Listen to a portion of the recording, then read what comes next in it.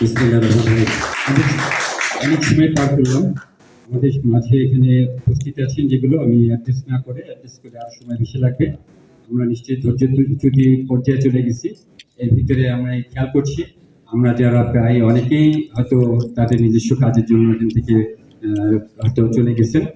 ছোট্ট দুটো কথা, সেই কথাটা হচ্ছে আমাদের এই বাংলাদেশ ব্লাইন্ড ক্রিকেট টিম, যেটা আমরা এখানে উপস্থিত আমরা দেখলাম, সেই জায়গাটায় আমরা কেন যশোরে এই সম্বোধনা অনুষ্ঠানটা করলাম সেটা সম্পর্কে একটুখানি বলা। সেক্ষেত্রে আমাদের যশোরের যে অবদান, সেই অবদানটি হচ্ছে আমাদের একটু উপস্থাপন করা। আমাদের এই ব্লাইন্ড ক্রিকেট টিম বাংলাদেশ থেকে বিশ্বকাপ খেলার জন্য যে পাকিস্তানে যায়, সেজন্য যতগুলো অর্থ দরকার হয়, সে অর্থ সহযোগিতা ম্যাক্সিমাম আমাদের যশোরের সন্তানরাই করেছেন। পাশাপাশি হচ্ছে আমাদের র্যাঙ্কিং